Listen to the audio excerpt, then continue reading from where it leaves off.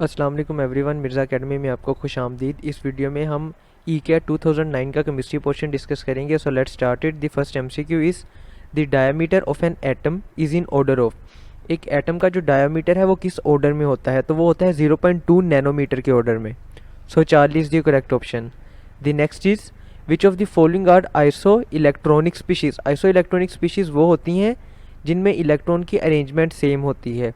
अब इन ग्रुप्स में देखें कि F नेगेटिव, नियोन और सोडियम प्लस, इनमें सेम नंबर ऑफ इलेक्ट्रॉन्स हैं, मतलब उनकी अरेंजमेंट भी सेम ही होगी। So delta is the correct option. The next is the mass spectrometer is use to determine the mass number of isotopes and relative abundance. Mass spectrometer से हम mass number find out करते हैं और उनकी relative abundance find out करते हैं। So beta is the correct option. The next is molecular ions are formed by passing. Molecular ions जब produce करने होते हैं तो हम किस चीज़ को पास करते हैं, तो हम हाई एनर्जी इलेक्ट्रॉन बीम को, बीटा पार्टिकल और एक्स रेस, इन तीनों को पास कर सकते हैं, तो मोलिकुलर आयंस जो हैं वो प्रोड्यूस हो जाएंगे। The next is the number of peaks obtained in mass spectrometry shows. Number of peaks जो है वो नंबर ऑफ आइसोटोप्स को शो करती हैं और उनकी जो हाइट है वो रिलेटिव अबंडेंस को शो करती है। So in this case Charlie is the correct option. The next is the empirical formula of chloroform. Chloroform का एम्पेरिकल फार्मूला बनता है CHCl3। So delta is the correct option. The next is which one is true about isotopes. अच्छा, isotopes जो होते हैं उनका, उनमें जो डिफरेंस आता है वो नंबर ऑफ न्यूट्रॉन्स में आता है, यानी एटॉमिक नंबर सेम होता है लेकिन एटॉमिक मैस चेंज हो जाता है। सो इसमें सेम केमिकल प्रॉपर्टीज़, ये ट्रू है कि उनकी केमिकल प्रॉपर्टीज सेम होती हैं। क्यों? क्योंकि ये नंबर ऑफ इलेक्ट्रॉन्स पे डिपेंड करती हैं। The next is which of the following ion formation is always exothermic.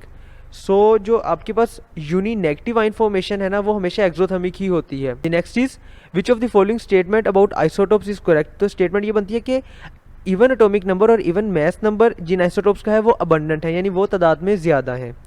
The next is which of the following technique is use for the separation of insoluble particles from liquid. अगर liquid के अंदर insoluble particles हैं तो हम simple उसकी filtration कर लेते हैं। ठीक है, फिल्ट्रेशन से क्या होता है कि जो इनसोल्युबल पार्टिकल्स हैं वो ऊपर रह जाते हैं, वाटर लिक्विड जो है वो निकल जाता है।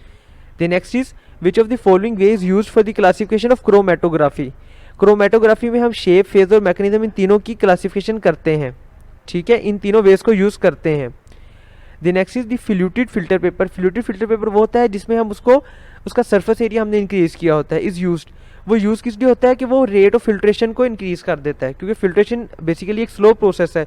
उसके रेट को तेज़ करने के लिए हम या तो वैक्यूम क्रिएट करते हैं नीचे, या फिर हम फिल्टर पेपर का सरफेस एरिया इंक्रीज़ कर देते हैं, और उसका एक तरीका ये होता है कि उसे हम फ्लूट बना दें।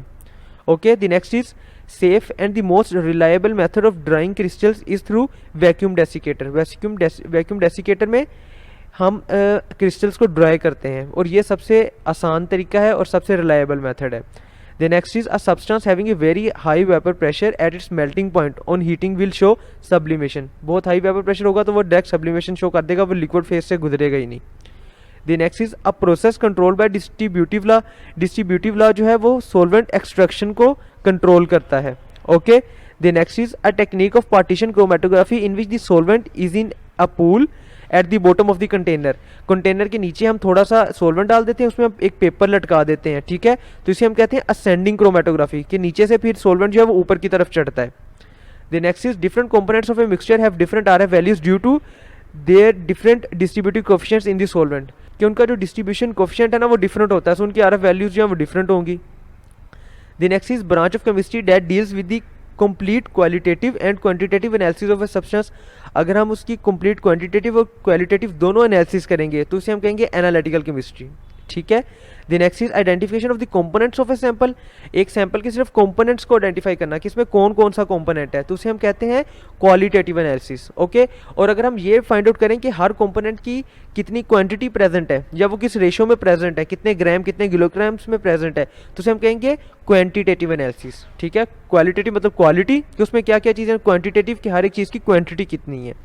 The next is what is the relative rate of effusion of CO and CO2। So CO जो है वो CO2 से 1.25 टाइम्स ज़्यादा तेज़ी से एफ्यूज करता है। Okay, the next is which of these gases diffuse more quickly than oxygen. इसमें कौन सी ऐसी गैस है जो ऑक्सीजन से ज़्यादा तेज़ी से डिफ्यूज़ करती है। सो इसमें जो गैस है NO वो ऑक्सीजन से ज़्यादा तेज़ी से डिफ्यूज़ करेगी। The next is which of the following is not considered as an intermolecular forces between molecules. So coordinate covalent bond जो है वो intermolecular force नहीं है, वो इंट्रामोलेकुलर फोर्स है, ठीक है। वो दो मॉलिक्यूल्स के दरमियान नहीं होगी, वो एक मॉलिक्यूल के अंदर होती है, उसके डिफरेंट एटम्स के दरमियान। The next is the weakest in strength of the following intermolecular force. जो वीकेस्ट इंटरमोलेकुलर फोर्स इनमें से बनती है वो है van der Waals force. Okay, the next is ideal gases have all the following characteristics except. Ideal gases में इनमें से सब कैरेक्टरिस्टिक्स होती हैं, एक नहीं होती। अब वो देखते हैं कौन सी है। The absence of intermolecular forces ये कैरेक्टरिस्टिक है उसकी।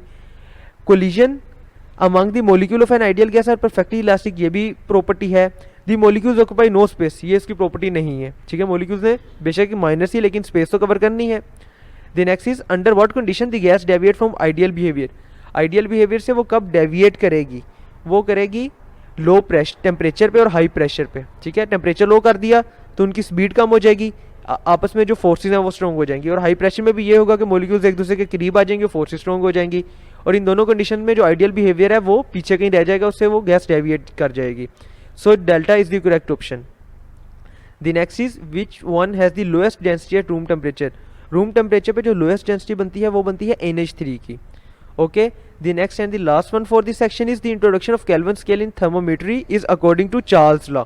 चार्ल्स लॉ ने केल्विन स्केल जो है ये मुतारिफ करवाया था। Let's end here. If you have any question, any query, you can ask in the comment section. Thank you. Also, if you like our content, please subscribe the channel and press the bell icon.